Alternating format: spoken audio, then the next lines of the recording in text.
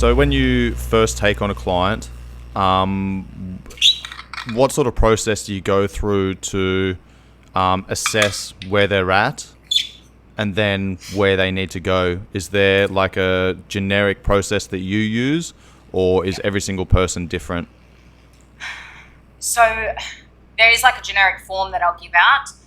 In that form, I can identify whether or not there is binge eating disorder. And then from there, I'll have a conversation. I actually go through the binge eating disorder scale. So that's a standardized test. And then that allows me to recognize whether the person is sitting mild to extreme. So where they are on that basis. On the spectrum, yep. On the spectrum, yep. And then from there, regardless of whether you're starting at mild or extreme, I go through those psychoeducational components. So the starting point is what we talked about last week. And then from there is basically what we're talking about today. So it's finding the evidence-based therapy tools and techniques to provide the client, the family, or the support system the education needed for treatment. So when we consider treatment, we're always looking at 4 things, those things being achieving abstinence from binge eating, modifying dysfunctional thoughts and habits around food and body image, increasing insight to deal with conflicts and negative emotions, and then obviously relapse prevention. So to touch on the 5 things that we talked about last week, what I'll do today is I'll give 1 or 2 effective tools for people listening, or ones that I think that people listening will be able to gain an understanding and be able to implement for themselves. So the 5 concepts, or the 5 categories are understanding the upper and lower brain, understanding habit loops, understanding the importance of language, progressive mindfulness, and neuroplasticity. So I won't touch on neuroplasticity today, but we'll go into the other 4.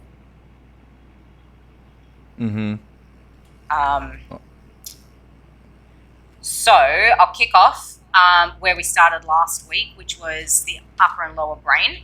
Now, with the upper and lower brain, it's the education around acknowledging that we are not our brain. So the lower brain sends a primal urge to the upper brain, and then the upper brain has to learn to act or not to act on the urge. So when we look at binge eating disorder, we have 3 major tools that we use to help what we call dampen the urge, or kind of reduce that want or need to act on the craving. So they are refocusing or riding the wave. The second one is relabeling, reframing, and then the third one is revaluing. So riding the wave is literally as simple as it sounds. With the awareness of the upper and lower brain and having that education, the power you have here is to try and mentally control the urge by writing it out. So it's not easy, but it is one of the starting points. So firstly, binge eating is part of a habit loop, which we talked about last week. So the cues to your habit loops can be social, emotional, physiological, olfactory, locational. The options are kind of ongoing.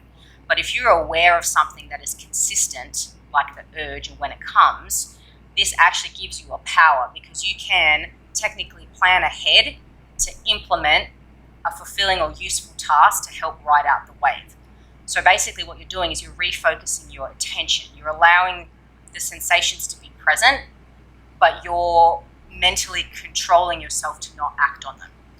So for example, if you're someone that finds that you tend to binge before dinner, or maybe it's before an event, and you know that that's going to happen, then what you can do is try and ride the wave by implementing something beforehand. Like, know that it's going to happen and then schedule something in instead. So that might be showering, something that I used, showering, reading, cleaning. I've got a client that cleans a fridge, breathing, meditating, calling someone. That's a really simple one. Just pick up the phone and ring someone. It's literally the most basic of tools. It's hard, but it really can help, because just knowing the difference between the upper and lower brain and the fact that it's an urge means that you can refocus your attention and plan ahead. Can I ask, is there any research suggesting that there's particular things that cause these urges? There is. Again, this links a little bit down into what we're going to talk about later about language, because a lot of it comes from or stems from what we learn as kids and also how we are brought up. For example, actually this is a good one. There's a saying that's starve the fever, feed cold. It's this concept that's used a lot, I think, in the US, but it's something that a lot of people grow up with, and it's this idea that, okay, if you have a fever, basically don't eat, but if you've got a cold, then your parents feed you. You get better by eating more food. Now, I've had someone tell me this the other day, and she's Texan, and she was like, I was so sick the other week, and I had this my grandmother's voice in my head about feeding the cold, and all I did was eat biscuits and gravy because that's what we used to do as kids when we were sick. So there's that and a shot of whiskey. There's the urge from the primal brain because of a previous habit loop. So things interact, which is why there's this complexity to eating disorders, because these concepts of psychoeducation all overlap with each other. So, when we're going through this process of riding the wave, what we want to then do is dampen the urge further by relabeling and reframing it. So this basically means identifying the message from the brain and the uncomfortable sensation that it comes with, and literally calling it what it is. So with binge eating disorder, when you go through it, it literally feels like you black out. Like you're not thinking, you're off. It's like you're a completely different person. So acknowledging this creates this distance between true self and the false brain messages. So relabeling the urge to binge to something else that reflects what it is, whether that be calling it an urge, or calling it chatter, or calling it lower brain talk, or whatever you want. As I said last week, some of my clients label it Susan. I've got someone that calls it Susan. I've got someone that calls it Maleficent. I call it the little bitch. Whatever it is, basically what you're doing there is using your own language to try and dampen the lower brain. You're just trying to tell yourself to turn it off. So you're acting on it by saying stop. So that then becomes easier to kind of ride the wave. So that's your tool of relabeling and reframing. So it's actually really good to recognize it and be like, I know that this is happening.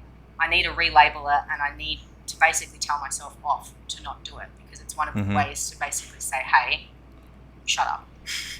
Yeah, just on that, I assume there's going to be varying degrees of success dependent upon where someone is on that spectrum. If someone's mild, then they're probably going to be able to relabel it, reframe it, and they're typically going to be able to have a little bit more control over that. But if they're on a more severe end of the spectrum, then maybe that tool doesn't work for them. Is that correct? And maybe they need to start stacking things.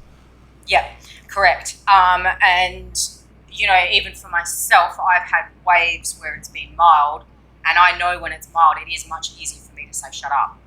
Yeah. When I was in that period in 2015 where it was extreme, this tool didn't work for me. Okay, so this is where, again, things take time, because there is so many tools and techniques that you can use, but over time you can pull and use them at different periods. So, for example, this didn't work for me in 2015, but towards my very end of recovery in 2019, this is all I used. I was like, I just have to tell myself to shush and we're good. Does that make sense? Yeah. Yeah, absolutely. And that brings me to my next question is, how important do you think it is to become aware of these habits initially, and then try and catch things before it starts spiraling out of control? So the studies say that early intervention, so within the space of 6 months, can increase full recovery by 73%. I wish I'd known this stuff when I was 20. So again, I think we mentioned this last week, when you seek help, a lot of the traditional therapies, they'll help. And I'm not by any means putting down the traditional therapies at all. It just didn't click for me. I found that the most useful thing was understanding these components and understanding how these 5 factors affected me on a daily basis, rather than me trying to pull things from the past and trying to work through stuff from 20 years ago, whereas I could work on this now by understanding the concepts of the brain. Does that answer the question? Yeah.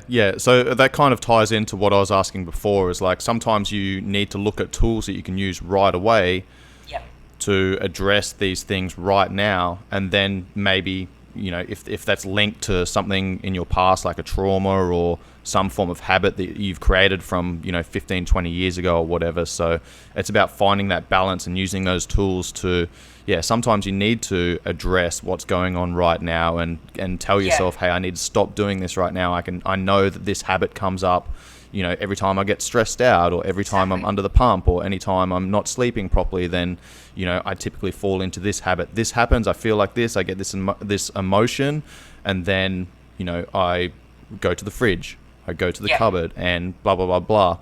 We need to address that now, and that's labeling that voice, reframing that, and then conditioning yourself to not give in to that, right? Correct. And that you've called it reconditioning, we call it revaluing. So that comes to the forefront of progress as you go through recovery. So when we're looking at the component of upper lower brain, the revaluing tends to happen towards the end. It's kind of when you feel more comfortable with relabeling and reframing. So this is basically recognizing that impulse and urges may be there for a long time, but you are aware that they're providing no value to you in the long term. So your goal is to continue to improve how often you beat the urge. So what we do is help establish this concept with different tools. And one of the tools that we used last year for a lot of people was the concept of an urge jar. Now, an urge jar helps monitor the amount of urges you have and recognize how many urges you've overcome over a certain period of time. So it's a very useful tool for people when they're at home lockdowns or doing quarantines or working at home, because essentially what you see is how many times you've overcome something. So with an urge jar, it's basically, a jar or a bowl or whatever you've got in the house, and every time you feel the urge to binge and you overcome it, you throw something into the bowl. So whether it's a penny, a bead, a Fruit Loop, whatever, what you do, I've got people doing this. What you were doing is creating an awareness of how frequently the urges appear, but how often you've overcome them. So what you'll see is that if you do give in to an urge, you're able to focus on the positive of how many waves you've ridden out rather than the one time that you didn't. So you're creating a positive association with the recovery process, because you can strive to then beat how many urges you've overcome the next time. So that's been a really effective tool for people. And then another concept on a very similar basis to revaluing is implementing what we call a consistency calendar. And essentially it's the use of I use a physical calendar. Some clients use the Google Calendar on their phone. But basically what you do at the end of the day is, on a day you've beaten an urge, you use a plus sign. And on a day that you haven't, you use a circle or a straight line.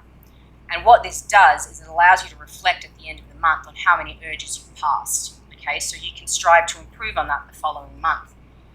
I've been doing this since 2015, and it's amazing to go from 22 circles in February 2016 to 0 circles for all of 2021. But what we want to do is make sure that you use neutral colours and that you don't use red crosses, big lines, thumbs down, or anything like that, because it's very negative, so we want to keep things as neutral as possible, because this tool is for reinforcing the fact that you've overcome an urge. So use light colours, light green, light blue, use plus sign, minus signs, things that are very neutral and don't look angry and scary. But again, it's another really good concept when you're coming into that recovery process phase of being able to be like, hey, my consistency is improving, I've overcome this many urges, awesome. That is reinforcing, a positive recovery process.